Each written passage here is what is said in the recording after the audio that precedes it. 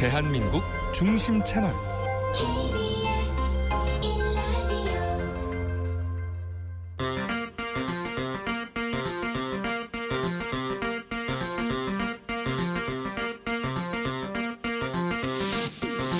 주진우 라이브.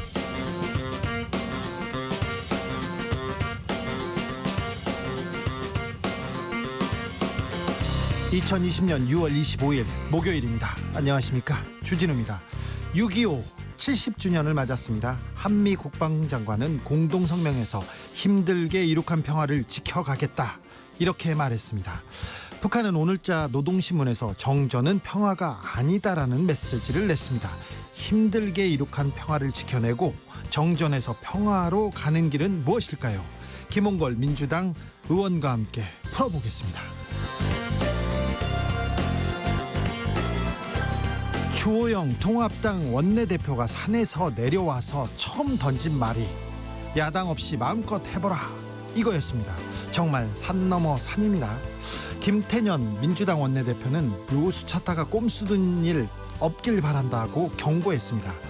거대 양당의 충돌, 국민의당은 어떻게 보고 있을까요? 이태규 의원에게 물어보겠습니다. 이재용 삼성전자 부회장의 기소 여부를 논의할 검찰 수사심의위원회가 내일 오전에 열립니다.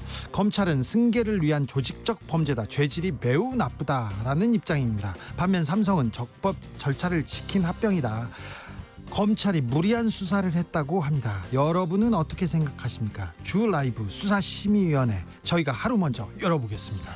나비처럼 날아 벌처럼 쏜다. 여기는 주진우 라이브입니다.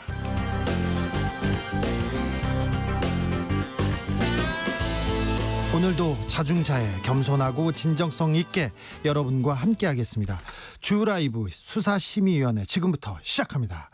앞서 검찰 입장, 삼성 입장, 사실 삼성이 입장을 내면 안 되는데 이재용 부회장이 입장을 내야 되는데 삼성이 입장을 내고 있습니다. 사실 삼성의 피해자, 이재용 부회장은 가해자 입장인데요. 아무튼 두 입장 들으셨습니다. 여러분 의견도 궁금합니다.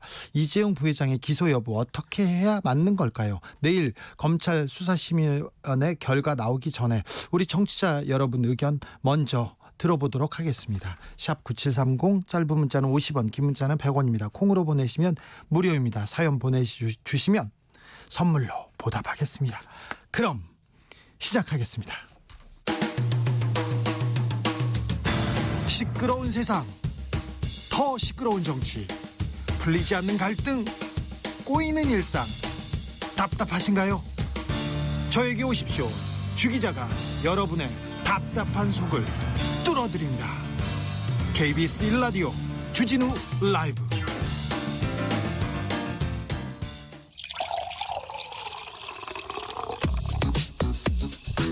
진짜 중요한 뉴스만 쭉 뽑아냈습니다. 주 라이브가 뽑은 오늘의 뉴스 주스, 시사인 송지혜 기자, 안녕하세요. 네, 안녕하세요.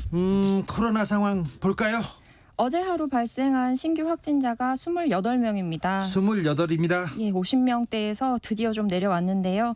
이 가운데 지역 감염이 23명이고요. 해외 유입 5명입니다. 수도권 어떻습니까? 서울과 경기가 각각 9명이고요. 인천이 1명이고 수도권이 총 19명입니다. 부산요, 부산 러시아.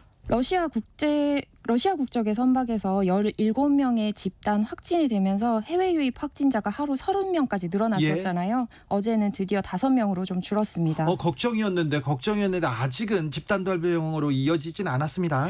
예, 새롭게 자동차 동호회 관련한 집단 감염 사례가 발생했는데요.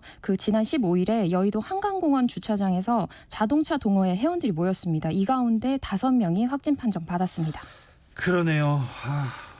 미국 상황, 해외 상황은 더 나쁩니다. 특별히 미국 상황 심각한데요. 어떻습니까? 미국 중남부 지역을 중심으로 코로나 감염이 급속하게 치솟고 있습니다. 중남부가 사실은 흑인들이 많이 거주하고요. 잘 못 살아요. 그래서 재즈 발상지도 다 그쪽이에요. 근데 걱정입니다. 인구가 가장 많은 캘리포니아 주에서는 하루 신규 확진자만 7,149명이 나왔습니다. 연일 3만 명대 신규 확진자가 나오고 있고요. 오늘도 3만 6천 명으로 집계가 됐습니다. 네. 플로리다 주에서도 하루 신규 확진자 5,500명이었고요. 이 외에도 사우스 캐롤라이나와 오클라호마 주에서 1일 신규 확진자 코로나 사태 이후 가장 많이 나왔습니다. 네, 제가 재즈 얘기했으면 뉴올리언즈나 저기 아틀란타 밑쪽 그쪽 플로리다로 먼저 가야 되는데 캘리포니아로 가면 인구가 가장 많거든요. 알겠습니다. 네. 디즈니랜드가 있는 캘리포니아주 이거 좀 닫고 사회적 거리두기 해야 되는데 걱정입니다. 그렇죠. 트럼프 대통령이 아무래도 경제 활동을 이렇게 재개하기를 원해가지고 젊은이들 중심으로 환자 급증하고 있고요. 그 세계적인 유명지인 디즈니 월드, 캘리포니아주에 있는 디즈니랜드 다 이제 개장을 늦춰달라는 청원이 5만 명에 육박했습니다. 네, 좀 미국에서도 좀 확진자가 줄어들어야 될 텐데 미국에 사는 교민 학생들 많아서요. 유학생들은 또 학교를 안 갈 수도 없지 않습니까? 그래서 걱정이 큽니다. 새 쌍둥이가 태어났는데요.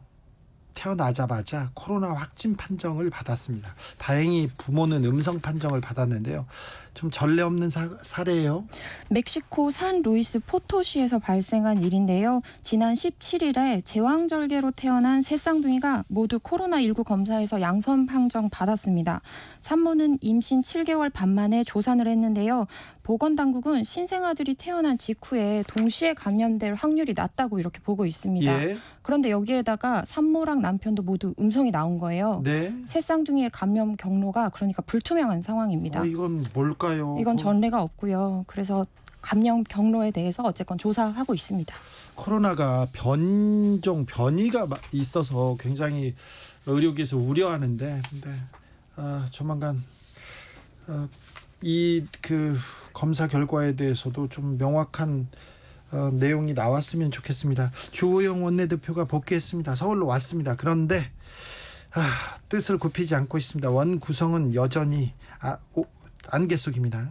더불어민주당은 법사위원장 내줄 수 없다고 계속 얘기하고 있고요. 의석 수에 따라서 민주당 11자리, 통합당 7자리로 배분하자는 뜻을 고수하고 있습니다. 반면 통합당은 상임위원 명단 제출하지 않을 거라고 이렇게 입장 명확히 밝혔고요. 열흘 만에 국회로 복귀한 주호영 원내대표도 야당 없이 마음껏 해보라고 이렇게 단호하게 말했습니다. 그래도 어떻게 결론은 내려야 될 거 아닙니까? 앞으로 가야 될 거 아닙니까? 사실 이제 공은 박병석 국회의장에게 넘어간 셈인데 예? 박병석 국회의장은 일단 양측의 의견을 최대한 조율하면서 접점을 찾아보려고 노력하고 있는 것으로 보이기는 합니다. 이거 안 되면요. 잘 안 되면. 끝끝내 통합당의 협조가 안 되면 민주당과 일부 야당만으로 본회의를 열고 상임위 구성을 강행하겠다는 뜻도 전할 것으로는 보입니다. 그럼 민주당은 내일 본회의를 열고 그리고 원구성을 마무리하겠다. 내일 금요일인데 금요일까지는 마무리하겠다 이렇게 생각하는 건가요? 그렇죠. 가장 핵심적인 이유는 3차 추가 경정 예산의 처리 때문입니다. 시급합니다. 예. 시급해요. 정부와 민주당이 6월 국회가 끝나는 7월 4일 전에 본회의에서 추경안을 처리하고자 하는데 그러려면 반드시 내일 본회의에서는 예결특위를 포함한 상임위 구성을 마무리하고 다음 주에는 추경안 심사를 진행해야만 합니다. 네. 통합당도 여기에 대해서는 필요성을 인정하고는 있습니다. 그런데 지금 못 나오겠다고 하는데요. 국민 생각해서 경제 생각해서 국회에서 의원님들 좀 일 좀 했으면 합니다. 어떻게든 빨리 결론을 내리고 좀 그 안에서 회의는 해야 될 거 아닙니까? 네, 그런 생각합니다. 2023년부터 주식으로 2천만 원 넘게 벌면 세금을 낸다고요? 지금은 안 냈었나요? 정부가 2023년부터 국내 상장 주식 양도소득에 대해서 소액주주와 대주주 구분 없이 과세를 추진한다고 하는 건데요. 양도소득에 대해서는 연간 2천만 원까지는 비과세하기로 했습니다. 2천만 원까지는 세금 없다? 그러니까 벌어도? 네, 증권과 파생상품 같이 자본시장법에서 규정하는 금융투자상품에서 발생한 모든 이익이 금융투자소득으로 분류되고 20%에서 25%의 소득세를 내야 하는 건데요. 국내 투자자의 국내 상장 주식 양도소득이 2천만 원을 넘으면 금융투자소득 과세 대상에 포함되는 겁니다. 네. 과세 방법은 1년간 모든 상품의 이익과 손실을 합산해서 순수익이 난 부분에서만 세금을 거두는 손익통산 방식입니다. 그러니까 한 해 손실이 났으면 향후 이익을 냈을 때 과거 손실액만큼 공제를 받을 수 있도록 3년간 2월 공제를 적용하는 건데요. 손실이 났으면 공제 받을 수 있네요 또. 네, 그렇습니다. 현행 증권 거래 세율이 0.25%래요. 그런데 2022년부터 단계적으로 낮춰서 0.15%까지 인하하기는 합니다. 네. 네, 무슨 말인지 잘 아셨죠? 저는 잘 몰라요, 사실은 이런 내용을. 그런데 세금, 주식으로 돈을 많이 벌었는데 많이 번 사람한테 아직 지금은 세금을 부과하지 않는 부분이 많은가 봐요. 그런데 2천만 원 1년에 2천만 원 넘게 벌었으면 조금 세금을 내야죠. 이런 생각도 저는 하는데 이걸 가지고 또 주식하는 분들은 지금 난리가 났어요. 아이고 그럼 주식 투자도 못하게 한다는 말이냐, 이 나라가 공산주의냐 이렇게 얘기하는데 좀 이렇게 따져보니까 뭐 그렇게 가혹한 것도 아니고 좀 그러다가 손실 나면 또 보전해 준대요. 그런 내용도 있습니다. 꼼꼼하게 좀 챙겨보고 욕도 하고 잘못됐으면 욕하고 잘 됐으면 그런가 보다 끄덕끄덕하고 넘어가는 좀 성숙된 의식 보였으면 합니다. 실제로 이 주식 투자자의 상위 5% 정도에게만 적용이 될 거라고 이렇게 보고 있더라고요. 정부의 말입니다만. 네. 아무튼 또 국민들은요, 세금 얘기만 나면 무섭잖아요. 나도 무서워 죽겠어요, 세금은요. 네, 알겠습니다. 법무부가 한동훈 검사장을 직접 감찰하기로 했습니다. 한동훈 부산고검 차장검사는 채널A 기자와 유착한 의혹 받고 있는 인물입니다. 법무부는 감찰 규정에 따라 한동훈 검사장에 대해서 직접 감찰에 착수한다고 이렇게 밝힌 겁니다. 법무부는 검찰의 자체 감찰로는 공정성을 인정받기 어렵다고 본다며 이번 사건은 법무부 장관이 감찰을 명한 사회적 이목이 집중된 감찰 사건이다, 이렇게 배경을 설명했습니다. 그래요. 그래서 다른 데로 전보 조처한 것 같아요. 예, 내일자로 법무연수원 연구위원으로 전보 조처할 거라고 이렇게 덧붙였습니다. 예. 이 사건 현재 서울중앙지검 형사 1부가 수사하고 있고요. 의혹에 연루된 채널A 기자에 대한 구속영장 청구 여부, 그리고 한동훈 검사장에 대한 수사 등을 두고 수사팀과 대검 지휘부 간에 이견이 있는 것으로 알려졌습니다. 네. 법무부가 이 같은 사건 때문에 직접 감찰에 나선 것 아닌가 이렇게 봅니다. 채널 A 기자와 이 한 검사장 간의 유착 의혹을 서울지검에서 지금 수사하고 있어요. 그런데 법무부에서 직접 하겠다 이렇게 하는 것 같습니다.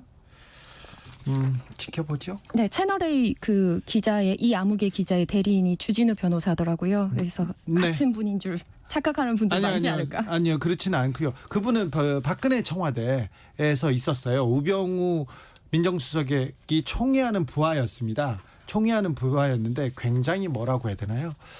이번 정권 들어서도 동부지검에서 있었는데 동부지검에서 청와대와 환경부 관련된 수사를 했었는데 굉장히 이념적 편향성을 보이다 간 분인데 박근혜 정부, 그러니까 우병우 수석하고 똑같은 스타일이라고 보면 됩니다. 그분은 그런 스타일이고요.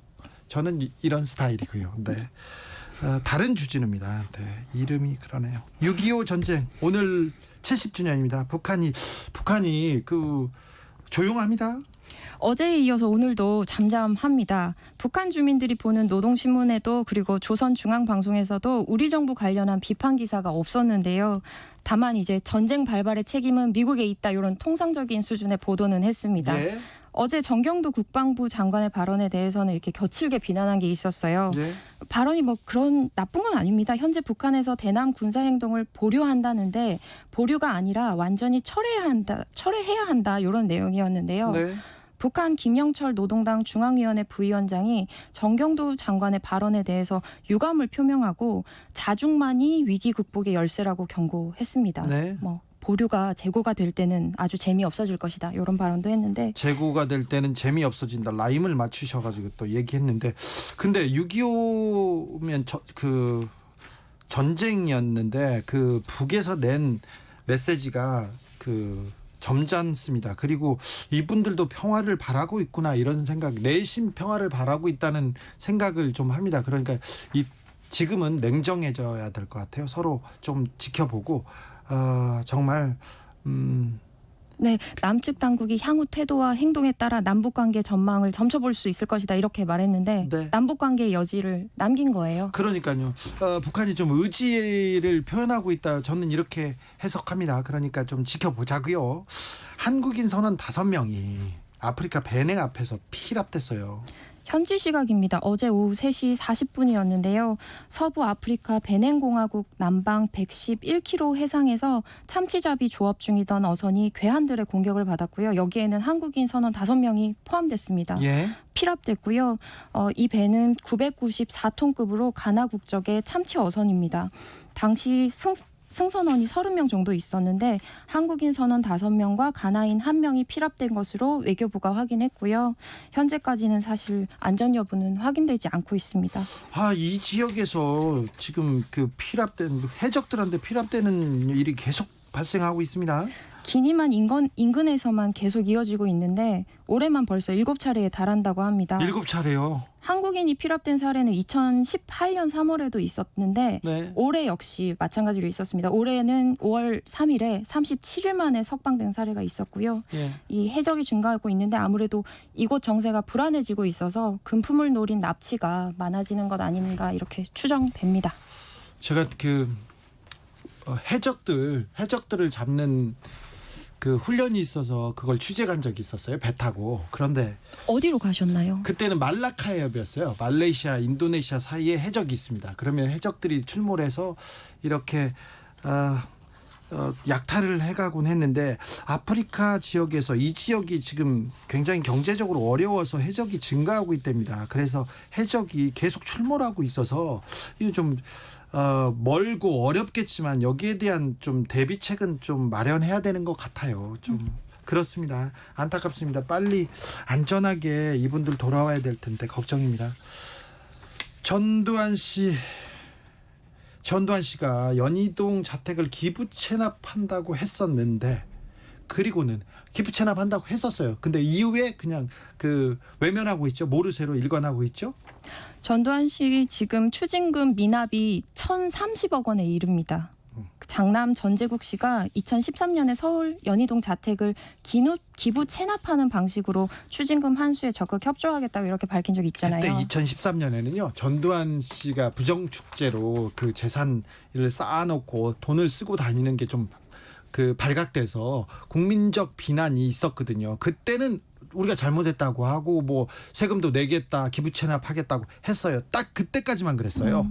이행하지 않았죠. 그러다가 전두환 씨 부인인 이순자 씨와 며느리가 추징금 환수 조치가 과도하고 부당하다면서 지난해 공매 취소 소송을 제기했습니다. 네. 이 재판이 지난해 4월을 끝으로 1년 넘게 멈춰 있었는데 어제 다시 시작했습니다. 아니 1년 넘게 멈춰 있었어요. 왜 그런지 모르겠어요. 정준영 부장판사님이 이거 담당하시거든요. 잘 아시는지는 모르겠지만 이재용 부회장 재판에도 있었고요. 이명박 대통령을 풀어주신 분이 정준영 부장판사님이시죠. 어제 다시 재판이 시작됐고요. 재판은 장남 전재국 씨의 약속을 근거로 이렇게 중지안 내놨습니다. 네. 전두환 씨 측이 연희동 자택을 기부 체납하고 그 대신 전두환 씨 부부의 거주를 보장해주겠다 이렇게 방안을 고려해보자는 겁니다. 그런데 변호인 측이 갑자기 언급할 것이 없다면서 의견을 내놓지 않았습니다. 네. 변호인은 공판이 끝난 뒤에 기자들에게는 연희동 자택 기부 체납 방식은 법리적으로도 불가능하다. 그리고 위법하다면서 사실상 거부 의사를 밝힌 겁니다. 네. 뭐 우여곡절 끝에 이제 추징금 환수 재판이 시작됐는데 사실은 좀 어렵습니다. 네. 연희동에 집이 있고요. 자택이 있고 그 별채가 있어요. 그런데 자택과 별채의 소유가 다르고요. 그리고 전두환 씨 집 주변 사람들한테 재산이 좀 골고루 좀 나눠져 있는 것 같아요. 그걸 전두환 씨가 부정축제에서 줬다 이거는 증명하기는 어려운데 전두환 씨 주변 사람들 가족들은 굉장히 어마어마한 부자거든요. 그런데 아무튼 세금은 안 내고 있습니다. 정준영 부장판사님 빨리 재판을 진행해 주심이 국민들의 정의 그리고 사법 정의를 바로 세우는 길이 아닐까 그런 생각도 해봅니다. 신림동에서 성폭행 미수 CCTV 사건이란 게 있었어요. 근데 그 남성이 징역 1년 확정됐네요. 주거 침입 혐의만 인정이 된 겁니다. 지난해 5월 28일이었고요. 새벽 6시에 관악구 신림동에서 술에 취한 젊은 여성의 뒤를 밟은 남성이 있었습니다. 여성의 집 문이 닫히는 순간에 문을 팍 쳐서 문을 잡으려고 한 CCTV 장면 기억하시는 분들 많을 텐데. 기억하시죠? 뉴스에서 어떤 남자가 이렇게 가다가 여성분이 들어가려고 하는데 딱 같이 들어가려고 그랬잖아요. 문을 잡았죠. 예. 예, 다행히 문은 이렇게 바로 닫히긴 했는데 비밀번호를 찾아내려고 도어록을 열고 막 비밀번호를 누른다든지 뭐 지문을 찾으려고 했다고 해요. 예. 손잡이를 잡아서 막 돌리고 배를 눌렀습니다.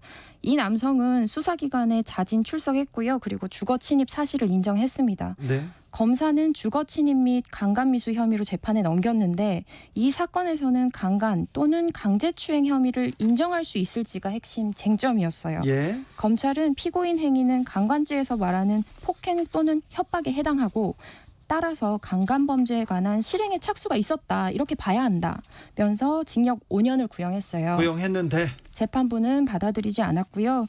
이 사건에서 강간범죄와 상당한 관련성이 있는 사실이 충분히 증명되지 못했다 이렇게 봤습니다.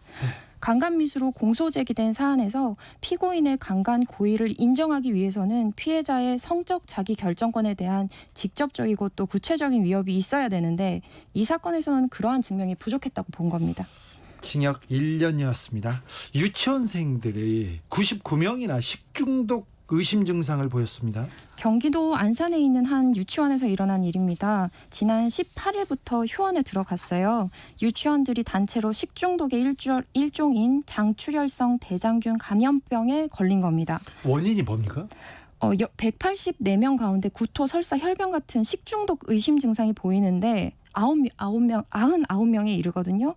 그런데 사실은 정확한 것은 알 수는 없습니다. 다만 일부 원생이 햄버거병이라고 불리는 용혈성 요독 증후군 증상을 보이는데 햄버거 먹었나요? 그렇지는 않습니다. 그 미국에서 대장균에 오염된 덜 익은 패티가 든 햄버거를 먹은 아이들이 집단으로 이 병에 걸렸어요. 그래서 햄버거병이라고 불리는 이 병 질환인데 많아요. 많아. 신장 기능이 크게 저하될 수 있습니다. 유치원에서 이미 처분한 간식이나 급식 재료에 문제가 있었던 건 아닌지 이렇게 보건당국이 역학조사를 벌이고 있는데 아직까지는 알 수는 없습니다. 알겠습니다. 여기까지 할까요? 주스 송지혜 기자 함께했습니다. 감사합니다. 네, 고맙습니다. 이재용 부회장 검찰 수사심의위원회 관련 문자 계속 오고 있습니다. 큐마티니님 살다 검찰 편도 들어보네 이런 분이 있는데 그런데 검찰 편 검찰도 우리 공무원이에요. 우리가 세금 줘서 우리가 월급 주는 그런 사람이다. 권력이 있는 칼을 든 공무원입니다. 그래서 잘 써야 되고요. 우리가 검찰을 응원해야 되는 게 맞는데요. 그런데 뭐 살다 검찰 편도 들어보네. 예. 검찰 편 들어보는 일이 좀 많았으면 좋겠어요. 저도요. 1156님 이재용 부회장이 적법하면 판결은 났지만 그러면 최서원 씨 감형해야죠. 논리적입니다. 6897님 주디 솔직히 보통 시민들은 삼성 사건보다 안산 유치원 아이들 식중독 사건이 더 마음 아프고 화나는 것 같아요. 신장투석한다고 합니다. 아이들 신장투석한대요? 아이고 우리 아이들 잘 보살펴야 되는데 나쁜 어른들 때문에 화가 납니다. 이런 의견 주셨습니다. 7458님 진우형 이런 문자도 읽어주실까 해서 보내요. 어제 지하철에서 반차 쓰고 요즘 인기인 스테인 워터 저그 7.5리터 물통을 지하철에 놓고 내렸어요. 아이고 24일 수요일 6시 10분경에 약수역에서 내렸는데 혹시 찾을 수 있도록 문자 한번 읽어주세요. 문자는 읽어주지만 제가 찾을 수 있을지는 잘 모르겠습니다. 지하철 유실물센터에 좀 문의해 보시고요. 아무튼 저희는 청취자가 시키면 하는 그런 방송입니다. 교통정보센터로 갈까요? 김민희 씨. 퇴근 교통량이 빠르게 늘고 있습니다. 서울 외곽고속도로 구리에서 판교 쪽으로 서안안 부근 5차로에서는 고장난 차를 처리하고 있어서 한안부기점부터 정체인데요. 6km 구간에서 속도 많이 떨어져 있습니다. 이후 판교를 지나서는 일산 쪽으로 판교 분기점에서 청계터널 사이와 시흥요금소에서 송내 부근, 다시 김포에서 자유로까지 더디게 지납니다. 서해안고속도로 목포 쪽으로 서해대교 부근 3차로와 이후 부안 부근 1차로에서는 각각 장애물을 처리하고 있고요. 반대 서울 방면으로는 화성휴게소 부근과 매송휴게소에서 용담터널 부근, 다시 서서울요금소에서 조남분기점 사이와 또 일찍에서 금천까지 속도 줄여 지납니다. 서울시내 내부순환로 성산대교 쪽으로 정릉램프 부근 3차로에서는 사고가 나면서 종암분기점부터 정체입니다. 강변북로 일산 쪽으로 동호대교 부근에서는 2차로를 막고 고장난 차를 처리하고 있습니다. KBS 교통정보센터였습니다.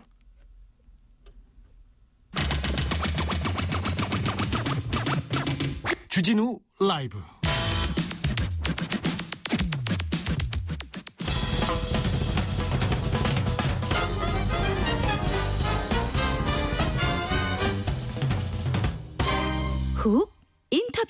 모두를 위한 모두를 향한 모두의 궁금증 훅 들어갑니다. 훅 인터뷰.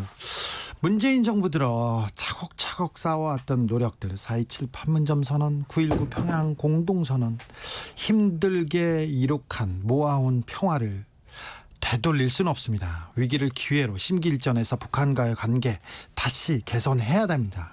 북한 전문가들이 입을 모아서 미국 눈치 보지 말고 자주적으로 대북 지원은 우리가 좀 해보자 이런 얘기를 합니다. 이분께도 여쭤보겠습니다. 민하협 대표 상임위장 김홍걸 민주당 의원 모셨습니다. 안녕하세요. 예, 안녕하세요. 잘 지내시는죠? 예, 잘 못 지내는 것 같은데요. 좀 바쁘긴 하죠. 그거 말고요. 동교동 사저 관련해서 예. 형제간 유산 갈등 좀 갈등이 있습니까? 뭐 저희 변호사가 사실관계 확인은 했으니까 길게 뭐 말씀드리고 싶지는 않고요. 네, 그래 짧게라도. 네, 이번에 다시 한번 언론이 문제가 많다는 걸 느끼게 됐어요. 그러니까 저는 저희 변호사가 얘기한 것은 법적으로 어머니의 유일한 친자인 제가 이제 상속을 받아서 이 문제를 처리할 수밖에 없는 입장이다. 네. 불가피하다. 예. 이렇게 얘기한 건데 이 언론의 기사 낸 제목들을 보면 마치 제가 직접 이거 다 내 거니까 내 맘대로 할 거야 이렇게 선언한 것처럼 그렇죠. 그 언론에 그렇게 나죠. 왜곡해서 기사를 그렇게 다 내놨더라고요. 그러니까 좀 뭔가 싸움이 난 것을 그렇죠. 즐기는 것 같은 그런 식으로 보도를 해서 참 씁쓸한 생각이 들었고. 자, 근데 그 아들로서 유산을 받아서 처리한다고 하면 처리하는 걸 보면 이걸 팔아가지고 이게 좀 챙기고 그런 건 아니죠? 제가 돈을 챙기고 싶었다면 네. 지금이라도 당장 비싸게 팔 수 있으면 팔아서 예. 그러니까 돈 많이 주겠다는 사람한테 당신이 이 집 사서 부수고 새 집을 짓든지 마음대로 하시오 아파트 지으면 하면은 큰 돈 받을 수 있죠. 네. 그러나 저는 두 분 어른께서 돌아가신 어른들께서 기념관으로 만들라는 유지를 남기셨기 때문에 그럴 수가 없는 거고 그래서 문화재 등록 추진하는 것도 그런 기념관을 만들기 위한 작업의 일환인데 상식적으로 생각할 때 제가 돈을 챙기고 싶으면 문화재 등록을 할 필요가 없어요. 네. 문화재가 되면 수리도 제 마음대로 못하고 누가 사려고 하지도 않아요. 사용에 제한이 가해지기 때문에. 지금 그러니까 동교동 사저를 그 뭐 유산으로 받아서 어떻게 쓰는 게 아니라 동교동 사저를 기념관으로 만드는 과정이군요. 그렇죠. 그러니까 뭐 길게 설명드리지 않고 행동으로 나중에 보여드리겠습니다. 네. 결과를 보시면 이해를 하실 겁니다. 네, 알겠습니다. 남북 관계가 심상치 않습니다. 어떻게 보고 계신가요? 좀 우려했던 부분이 많이 있었는데 다행히 김정은 위원장이 조금 마음을 바꾼 것 같아요. 예, 빨리 그러니까 바꾼 것 같아서 다행입니다. 제가 보는 것은 마음을 바꾼 이유가 두세 가지 있다고 보는데 이제 내부적으로 좀 주민들을 결속시키는 효과를 봤다는 것이고 예. 또 하나는 이제 중국 같은 데서 너무 수위를 높이지 말라고 좀 설득을 하고 예. 이 당근을 제시했을 가능성도 있다. 중국에서요? 예. 그리고 볼튼 보좌관의 그 회고록 예. 그 내용이 본인은 아주 고약한 의도를 가지고 또 돈 벌려는 의도를 가지고 사실을 왜곡해서 쓴 것이지만 네. 그걸 보고 있으면 거꾸로 트럼프 대통령과 김정은 위원장의 이 협상이 성공하기 힘든 이유가 있었구나. 그렇죠. 볼튼이니 폼페이오니 하는 방해꾼들이 이 사력을 다해서 회방을 놀았구나. 네. 이걸 알 수 있고 어떻게 보면 김정은 위원장의 체면을 살려주고 이 문재인 대통령의 체면도 살려준 셈이 돼버렸거든요. 네. 그 본의 아니게. 예. 그래서 아마 조금 마음이 바뀐 것 같아요. 볼턴이 그러니까 그런 또 쪽에서는 또 좀 긍정적인 영향을 미쳤네요. 예. 세상 일이 다 모르는 거죠. 예. 사실. 그래서 이 김정은 위원장이 마음을 바꿨다 하고 얘기하는 것은 네. 어떤 분들은 이게 다 계획된 거라고 말씀하시는 분들도 있는데 계획된 게 아니라는 증거가 예를 들어서 이 휴전선에 이 스피커 예. 확성기를 갖다 놨다가 예. 2, 3일 만에 치웠거든요. 예. 근데 이렇게 폭풍처럼 몰아붙이고 확성기 설치하고 하다가 또 2, 3일 만에 치워버리는 것은 남북관계 역사상 처음 있는 일이에요. 그렇죠. 그러니까 원래 계획대로라면 확성기로 방송은 안 하더라도 최소한 보여주기 위해서라도 한 달은 거기 뒀어야 되는데 네. 갑자기 치워버린 것은 그쪽에서 마음이 바뀌었다는 얘기죠. 마음이 바뀌었겠죠. 그렇게 봐야 맞는 거죠. 틀어봤는데 안 나왔다거나 스피커가 고장났다거나 그럴 수도 있는데. 그래도 보여주기 위해서 딱 그렇죠. 놔뒀겠죠. 한동안은. 예. 네. 위협적으로 하기 위해서. 네. 근데 김정은 위원장이 이렇게 결단을 내려가지고 저는 좀 다행이다 이런 생각하는데 김정은 위원장과 김여정 부부장 간의 역할 분담 어떻게 보세요? 뭐 동생이 위상도 높아졌고 또 이럴 때 이 악역을 맡길 필요를 느꼈겠죠. 예. 근데 역할 분담이란 표현이 적합하고 동생을 후계자로 만든다? 이건 조금 너무 나간 얘기 같아요. 저 지금 의원님께서 보기에는 그렇군요. 의원님 또 중국 동북아의 그 동북아 정세에 좀 정통해서 물어보겠습니다. 이번 남북 간의 긴장을 중국에서는 어떻게 보고 있었나요? 중국에서는 아마 완전히 선을 넘을 거라고는 보지 않았던 것 같아요. 예. 그리고 중국에다가는 뭐 북측에서 이 어느 정도 얘기를 해주죠 먼저. 전단을 날리면은 이번에는 그 지점에 대고 사격을 할 수도 있다. 네. 이런 말까지 했다는 뭐 얘기가 들리는데 전단이 그러니까 좀 예. 북한한테는 굉장히 좀 눈에 가시 같은 존재였군요. 뭐 날린 거에 한 10%만 넘어가지만 네. 이제 자존심의 문제라고 생각하는 것 같아요. 네. 그래서- 대북 전단에 대해서는 그 끊임없이 좀 강조하면서 이거는 안 된다고 계속 말씀하셨잖아요. 네. 그 탈북민들 네. 그분들 얘기도 들어보고 예. 여기저기서 뭐 언론에 나온 보도도 종합해서 보고 하면 그러니까 얘기를 들어보면 볼수록 문제가 많다. 네. 불법의 소지가 많다. 네. 수상한 부분이 많다. 이런 생각이 들고요. 수상한 부분. 네. 그러니까 과거에는 뭐 이제 정보기관 같은 데서 예. 돈 주고 그걸- 이렇게 예. 뿌리라고 했죠. 뒤에서 조종을 한 부분이 있고 미국의 어떤 단체들도 그렇고요. 그렇기도 하고 또 이 회계 처리도 불분명한 네. 부분이 많다는 게 뉴스에 계속 나오고 있고요. 네. 또 이 탈북민들이 예. 건전하게 이 우리 사회에 정착할 수 있도록 지원해주는 그런 돈이 일부 이런 쪽으로 새 나간 그런 그쪽으로. 얘기도 나오고 있고 예. 해서 좀 우리가 자세히 좀 캐봐야겠다 하는 생각을 하고 있습니다. 네. 탈북민 단체 자유북한운동연합 박상학 대표가 최근에 그 대북 전단을 살포했다고 주장하기도 하고요. 그리고 취재진을 폭행하는 일도 있었습니다. 예. 그래서 이분 계속 그 전단을 날린다는 입장인데 이런 분은 어떻게? 뭐 오늘 아침에 그 TV 화면을 본 분들은 깜짝 놀라셨을 텐데 이 TV 카메라가 비추는데도 막 주먹을 날리고 하지 않습니까? 아나무인이세요? 예. 그리고 뭐 얼마 전에는 경기도 이재명 지사 집 앞에서 뭐 가스통을 터뜨리겠다 이렇게 네. 테러 협박까지 하는데 네. 이런 사람들을 마치 표현의 자유, 예. 뭐 북한 인권과 북한 주민의 알 권리를 위해서 싸우는 자유의 투사라도 되는 것처럼 찬양해주고 네. 국회에 데려다가 기자회견까지 하게 해주는 그런 국회의원이 있는 것도 참 저는 문제라고 생각하고요. 네. 그 박상학 씨 같은 경우에 얘기를 들어보니까 이 경찰들을 예. 데리고 다녀요. 이분이 그 대북 전단을 뿌리고 예. 그리고 나서는 또 본인은 북한의 테러 위협에 지금 노출돼 있다. 예. 그렇게 주장하는 것 같아요. 그러니까 정부에서 하지 말라는 행동을 한 다음에 네. 북한에서 나를 어떻게 할지 모르니 보호해 달라 네. 이러는데 그것도 황당한 주장이지만 그런다고 또 경찰이 몇 명씩 붙어서 보호해 주는 것도 문제가 지금 경찰이 있죠. 이분을 경호하고 있습니까? 그 사람이 탈북민들한테 예. 그렇게 자랑한대요. 나는 경찰 너댓 명을 머슴으로 데리고 다닌다.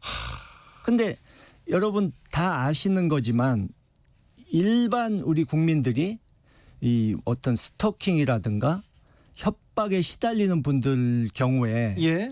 경찰에다 연락해서 나 좀 보호해 달라고 그러면 예. 쉽게 그거 해줍니까? 안 해줘요. 근데 아니 우리 주진우 기자도 당한 적 있잖아요. 아니, 근데 전 경찰 보호 안 해주잖아요. 아유 깡패한테 쫓길 때도 네. 얘기하면 잘하라고 하세요. 네.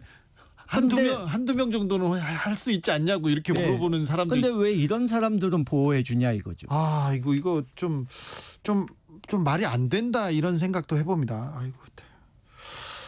아 민하엽 상임대표니까 대표 상임회장입니다. 그래서 제가 몇 가지 말씀 여쭤볼게요. 그 전에 강만길 선생, 한완상 선생, 이돈명 선생님 그리고 정세현 전 총리, 이수성 전 총리, 김덕용, 홍사덕 의원이 그 전임자셨는데 예.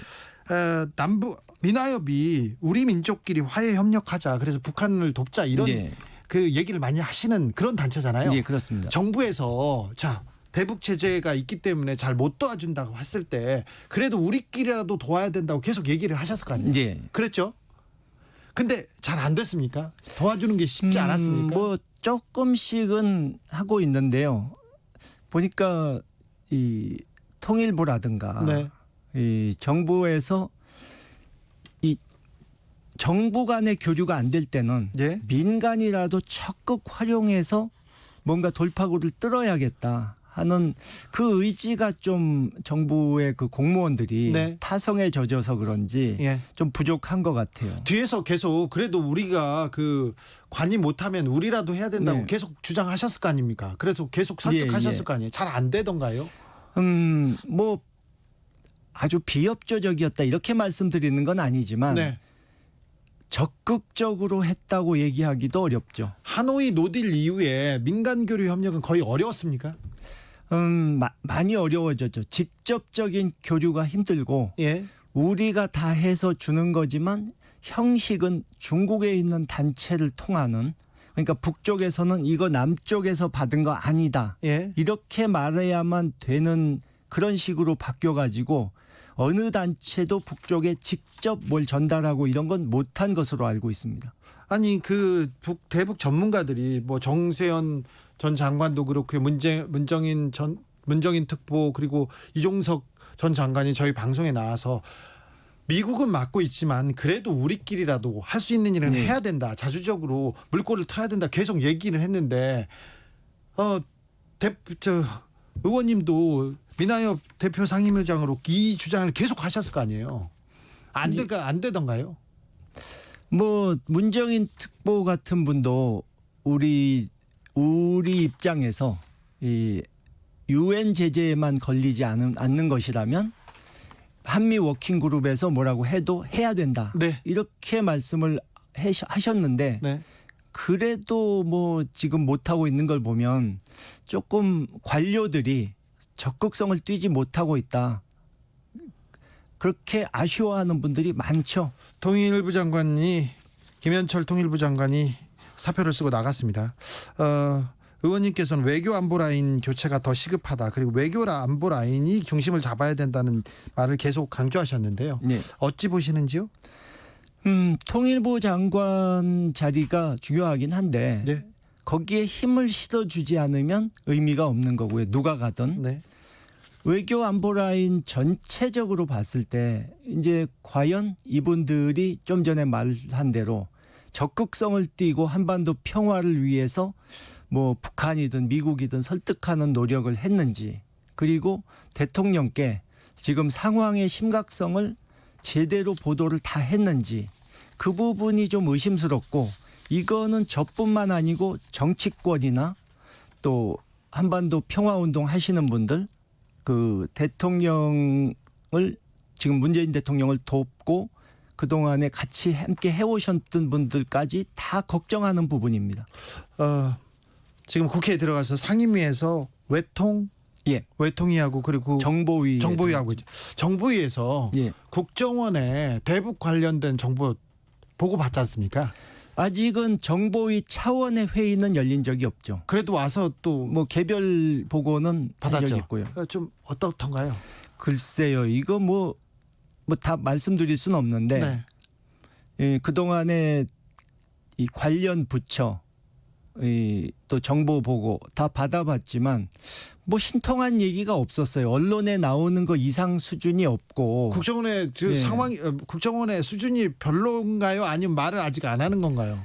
그러니까 알면서도 얘기를 안 하는 부분이 많은 것 같은데 지금 이런 상황에서는 이 국회에다가 알려줄 건 알려주고 협조를 구하고 하는 그게 시급하다고 저는 생각하는데 몰라서 그런 거 네. 아닐까요?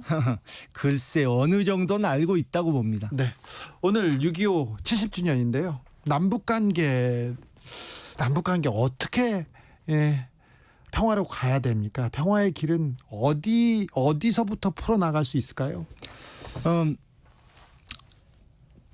요즘 뭐 특사 파견 이런 걸 얘기하시는 분들도 있는데 네. 특사 파견은 정세현 장관님도 말씀하신 것처럼 미국에 먼저 보내야 된다. 예.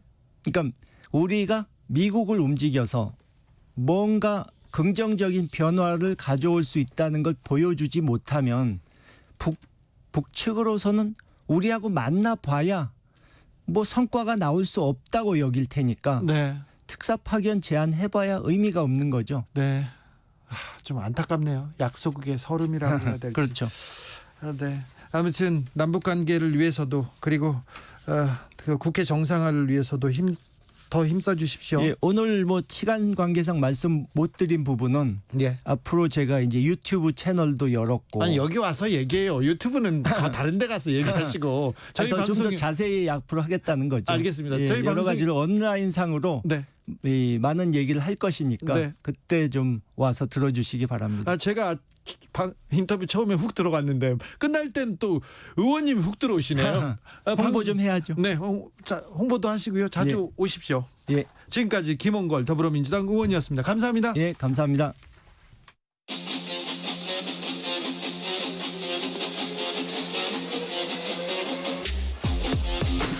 진짜가 나타났다. 악마 기자 주 기자가 전해주는 지옥에서 온 실사. 주진우 라이브.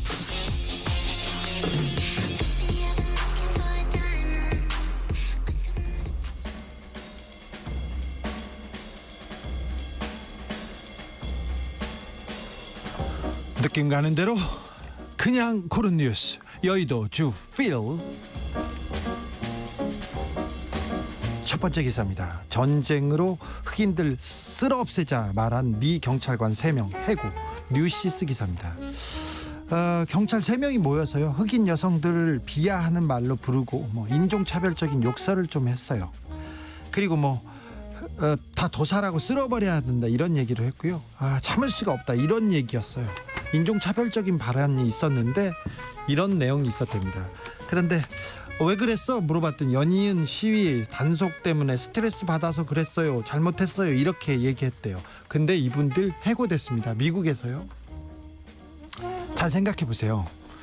문재인 대통령 빨갱이라고 쓸어 없애자고 댓글 적어놓은 사람들이 있었어요. 그분이 우리 군인, 국정원 직원, 요원들 그리고 경찰 공무원들이었어요. 그분들 처벌받은 사람 하나도 없어요. 댓글 달았다고 하나도 없습니다. 지시한 사람 2-3명 처벌당했어요. 2-3명. 나머지는 잘 먹고 잘 삽니다. 결혼하고 잘 삽니다. 잘 살아요. 그렇다고요.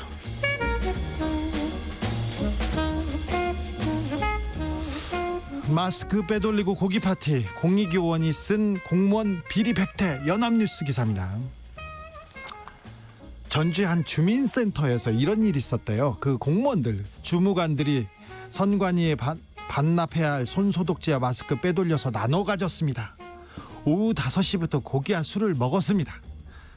근무 시간인데. 네, 그리고 기부받은 연어 통조림 컵밥은 주무관들이 나눠 먹었고요. 식초 음료는 유통기한이 지날 때까지 갖고 있다가 버렸습니다. 이렇게 또 있어요. 남자 주무관들이 주민센터 모유수유실에서 이불 깔고 낮잠을 잤습니다. 그리고 이런 그 공무원들의 비리 백태를 적어가지고 청와대 국민청원 게시판에다 올리고요. 이걸 여기저기 고발하셨답니다. 고발하셨답니다. 그래서 댓글이 많이 달렸는데 공무원들 이런 일 하루 이틀 한 일인가 이런 사람들이 제일 많았고요. 주민센터뿐만 아니라 군청 소속 시청 공무원들 태만이 장난 아닙니다. 어제 오늘 일이 아닙니다. 이렇게 얘기합니다. 공무원들은 이 정도는 다 하는 거 아니야. 뭐 6시부터 먹어야 되는데 좀 일찍 고기 구워 먹었다 이렇게 얘기할 수도 있는데 국민들은 공무원들을 그렇게 생각하지 않아요. 그런데 아이고 대통령이 삼성한테 뇌물 받다가 구속되는 그런 세상이잖아요. 그러니까 밑에 있는 공무원들이 그럴 수도 있지 이렇게 생각할 수도 있어요. 아니 대형 공사한다고 하고 강 막고 그러면서 수천억씩 빼먹는 공직자들이 또 있습니다. 근데 우리 좀 통조림 좀 먹었어 그렇다고 얘기할 수도 있어요.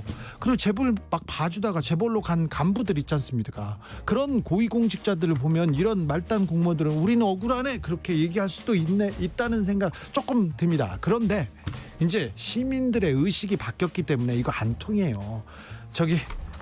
낮잠 자면 안 됩니다. 모유수유실에서 낮잠 자면 안 됩니다. 공무원 여러분, 네, 그러시면 안 됩니다.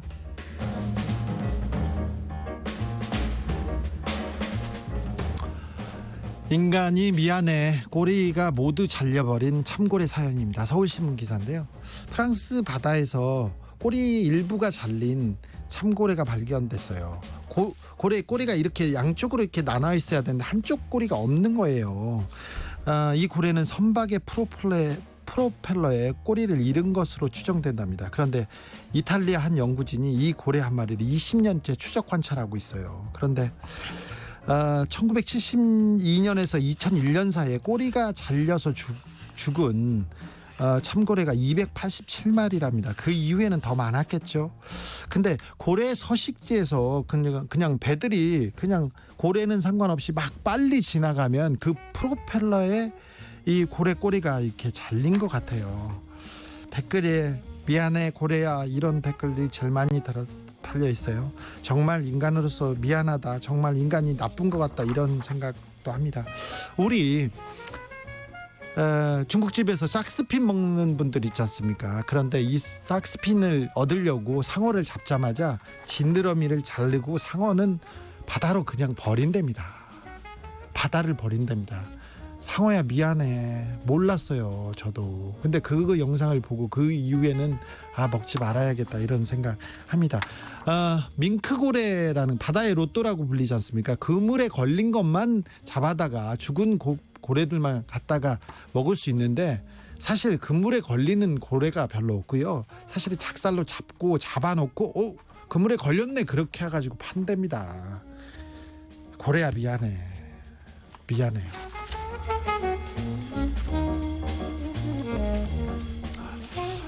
삼성덕의 자부심, 이재용의 상생의지, K칩 시대 이끈다. 머니투데이 기사입니다.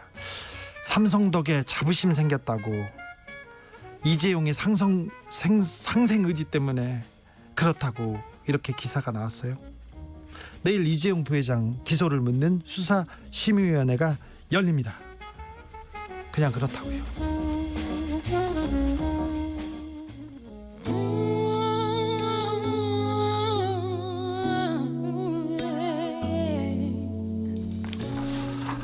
이정의 내일에 들으면서 주진우 라이브 1부 마무리하겠습니다. 저는 6시 2부에서 돌아오겠습니다.